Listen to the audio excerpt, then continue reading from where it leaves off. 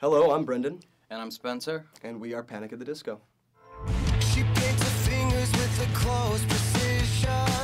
He starts to notice empty bottles of gin. It was a process of figuring out, what we wanted it to sound like, what direction we'd go in. We never really fine-tuned it until the end of the process when we had a group of songs that we liked and we said, okay, these all fit together. Then we kept writing more songs so the new ones would kick out the old ones, and it kept happening that way for a while until we just said, yeah, we're done. It was a different process, just writing with the two of us, not having to worry about four opinions and talking about it with everybody, just two of us decide what we want, and that was a little easier. It was still fun. We worked with John Feldman and Butch Walker, and they're both great. They're amazing in the studio. They a little worried about if they were gonna push us on their ideas more, which freaks us out a little bit.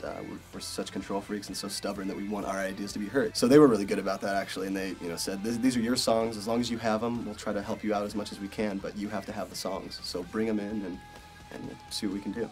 Yeah. Kind of. I think we did stop writing a couple months ago, and then there was a couple songs. I was like, oh man, well, those have to make it. So a couple older songs got kicked off and just became B-sides. And I think it does feel now. It feels complete.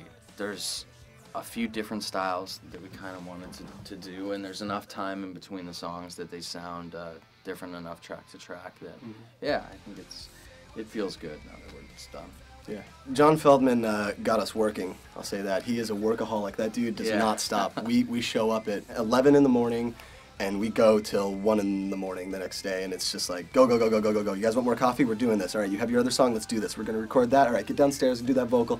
It's just like go, go, go, go, go, which was good because we weren't really in that habit. We'd kind of just been really relaxed with our writing and like, oh yeah, no, we'll take our time with that. He's like, no, you can't. Don't take your time. Let's do this. Let's work on it. And so that was a good exercise for us to practice because we weren't really practiced in that. So Butch isn't, as movie shaky and getting everything going, but he more was kind of pushing for our ideas. He was telling us, okay, well, bring me the demos that you have, the songs that you like, and we brought him like 3 or 4 ideas, and he would tell us his favorite, which luckily, fortunately for us, it was songs that we liked most too. We're like, oh, that's our favorite. I'm glad that you're on the same page and you like the same song that we do, so let's work on that. So that way it was easier, and we didn't have to struggle working with him at all. So he just pushed for our ideas, and it's really easy to communicate the sounds that we wanted for some reason.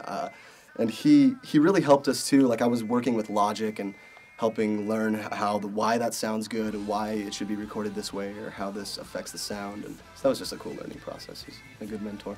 We have the song written and we arrange it how we want, verse comes and then the chorus and bridge and then we have another verse or, something weird like that. And as soon as it's arranged, then that's when the fun begins with samples and synthesizers and just little, guitar licks over a vocal or whatever, all the little ear candies. And so yeah, that usually comes after we have the basis of a song because we know that, we'd be playing acoustically. So if it couldn't stand on its own with just an instrument and a vocal, then we wouldn't really have a great song in our opinion. So that was important to do that. But yeah, and with Rob's string arrangements, Rob's just so amazing that he had been listening to the songs. We would send him a few like while we were writing them and send him a couple things. But he was busy the whole time working with other artists. And when we finally had the songs that we knew we wanted him to put strings on that we had sent him, he just sat there and listened to them, and we just went back and forth in email like 4 or 5 times and fine-tune our ideas. Like, yeah, it would be cool to do this if we could have like a day in the life part or just a creepy Inspector Gadget part or something like that, and he just did an amazing job. He's phenomenal with composition. So, Arcade Fire record was really, came out around the time that we were recording, and a few other. Yeasayer was one. Yeah. Record. Local Natives record. Natives. There's a few bands that we kind of, were excited by some of the stuff they were doing, but also just driving to the studio and listening to like classic radio, like you'll hear a song from the 60s or 70s or whenever, and like whether you've heard it or haven't heard it in a long time, even that can like kind of, make you think of something that you want to do or a part that you want to add to a song. So I think that was part of it as well. And there's some older bands that we just didn't listen to before and just like discovered in the past couple of years. Yeah, Ballad of Mona Lisa started from an idea without really a tentative title. It was just an idea with a melody and a couple guitar chords. But yeah, it had just been sitting in my laptop even before we split, and I don't know, it just been gathering dust on my hard drive. I just sat there and, I had a bunch of ideas, little 30-second to minute-long ideas just sitting on my computer, and that was one of them that I had sent to everybody, and they had told me, yeah, that's actually a cool idea. I think we could work off that, and I just kind of blew it off, like, I don't know, and kind of downplayed it, but then for some reason we sent it to Butch, and he's like, I really like that idea. I think we can work off of that. I said, okay. So we sat with him for a day and just pretty much came up with the arrangement for Mona Lisa, minus a bridge.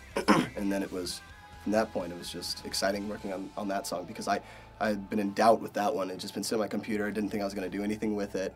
And then out of nowhere, it just became the song that we were really excited about. It was like one of the first ones I think that we had for the record too, so that was cool.